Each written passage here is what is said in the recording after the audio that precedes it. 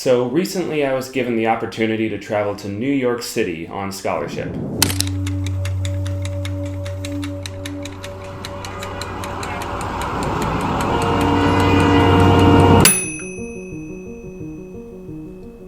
if you haven't been before, the scale can be a little hard to comprehend. Like, here's my hometown and my college town, both cities spread out evenly along a square mile grid. And now here's New York. Everything looks normal, right? Except take a look at this. What you're seeing here is New York's superpower, hyper-density. And I would argue that this one characteristic is the driving factor of what makes New York uniquely New York, and how this one place can contain such a complex and dynamic urban fabric that stretches for miles and miles and miles. Needless to say, my suburban cookie-cutter upbringing could not prepare me for this. Sorry, Phoenix.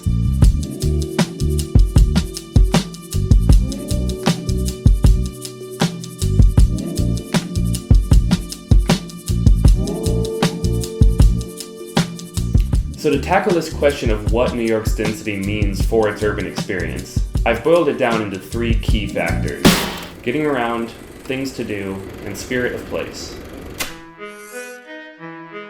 One of the biggest benefits of a dense city is how short the distances become between things. Get ready to ditch your car and walk. Wherever you are in town, you can find multiple grocery stores, restaurants, coffee shops, laundromats, pharmacies, gyms, anything you could possibly want for daily life, all within a 5-minute walk. New York permits your daily chores to be unplanned and spontaneous, specifically because the travel time isn't a factor you even need to worry about.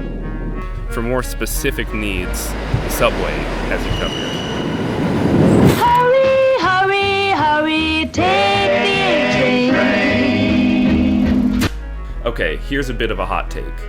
You want to know why the New York subway has such a reputation for being grimy and rat-infested? It's because it's such a ubiquitous and well-developed system that it's relied on by residents and tourists alike. So every imperfection in a robust network is visible to everyone. Wherever you're looking to go, the subway will almost always beat the travel time for taking a cab. So everyone takes the subway. Why is everyone always talking shit about New York? Nobody ever talks shit about Cincinnati. That's actually a great point. Yeah, you never hear people talk shit about Mudville either. Mudville? Precisely! Of course, anyone who knows me knows that I'm a cyclist, and in this city I bike everywhere. In the last decade, New York has developed a super robust network of city bike nodes and dedicated bike routes that, again, get rid of any need to pre-plan your travel because everything is just there for you. Okay, just take a look at this bike map.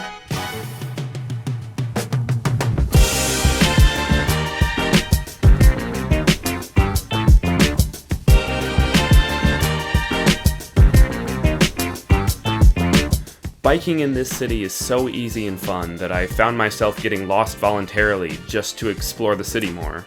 I can't say how often I stumbled on something that made me stop and think to myself, look at this.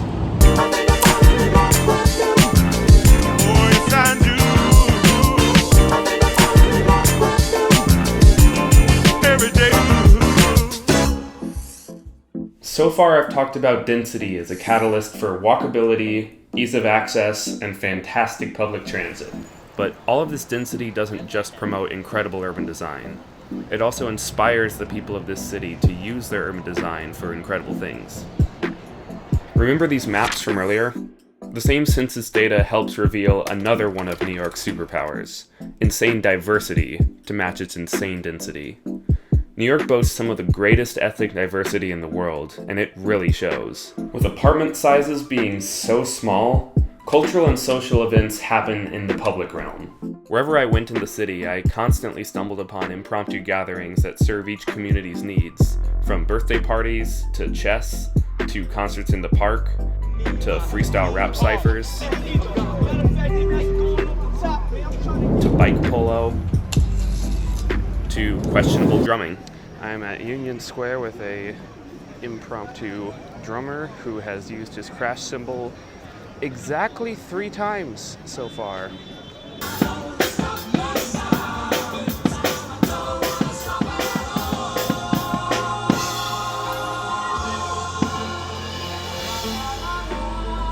All of this liveliness, this cultural richness can happen because of good urban design that's filled with public spaces. You've probably heard of a few. These mega parks always get the spotlight and all the fancy photos, but the real workhorse of the city are the tiny street pockets and vacant lots that residents can take over to use however the community wants to use them. There are so many little community gardens around here, I love it.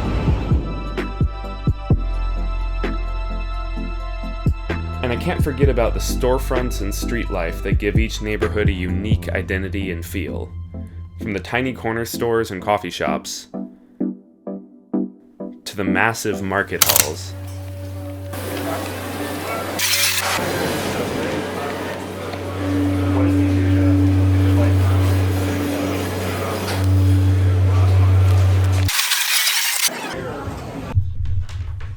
It's almost like every city should be built like this.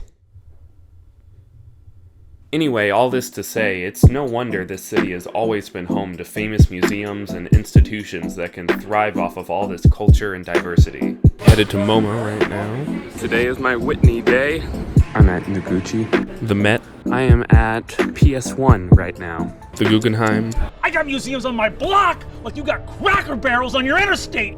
But of all my museum visits, one stands elevated above the rest. So, today is Dia Beacon Day. I am scheduled to depart on a train for Beacon, which is an hour-and-a-half train ride each way. I biked to Grand Central, got rained on. Yeah, that could have gone better. Got some emergency art supplies, barely made my train, had the pleasure of the most beautiful train ride of my life. And finally, coupled with the most beautiful museum of my life. Check this out.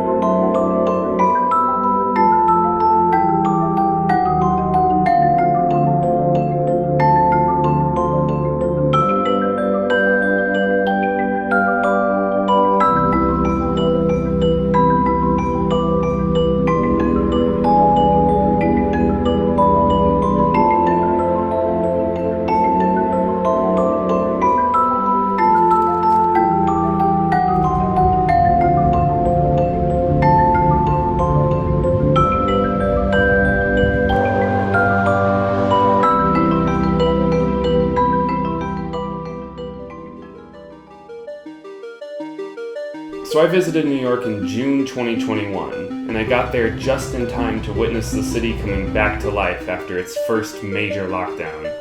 The first outbreak of COVID hit this city hard, but the intense concentrations of people here forced the urban fabric to improvise to accommodate.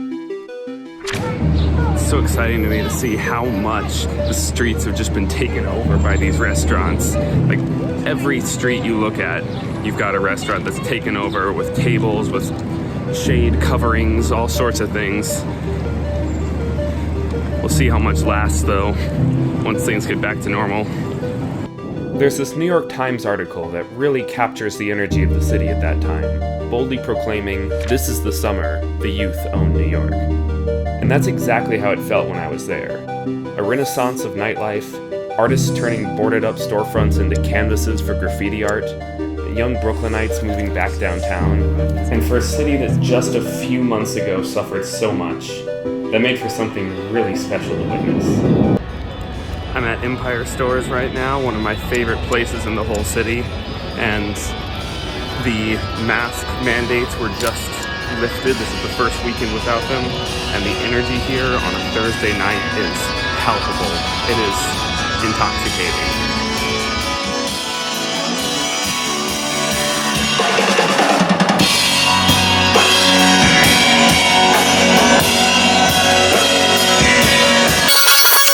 There will never in my living life ever be another time in which I go nearly 2 years without performing in front of people, and y'all are my first audience.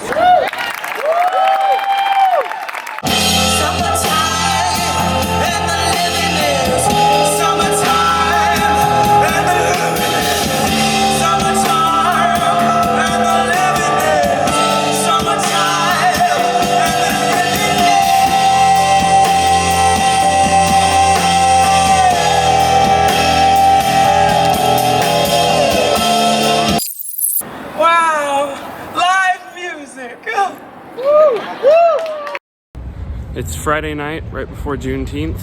I am heading to Washington Square Park, and you know things are about to get wild because I just spent 20 minutes trying to find a parking spot for my bike.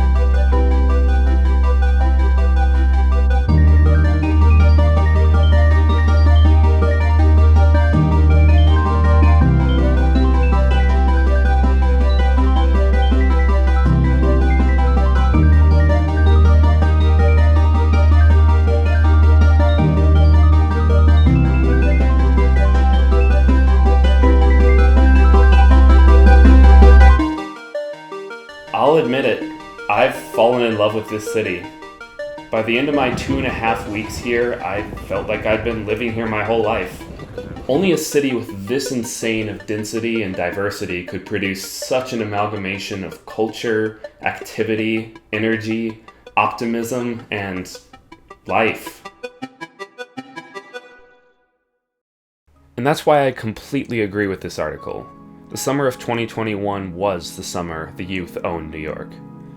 Of course, the financial centers will regain the upper hand and the young people will be priced out of Manhattan again. But for now, the city is so full of excitement about what comes next, with such a pent-up hunger to make up for lost time, that the future of this city looks very bright indeed.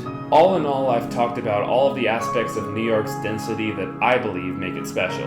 Its ease of transport, its ability to support endless culture and activity, and the spirit of risk-taking that gives it such an optimistic and youthful energy.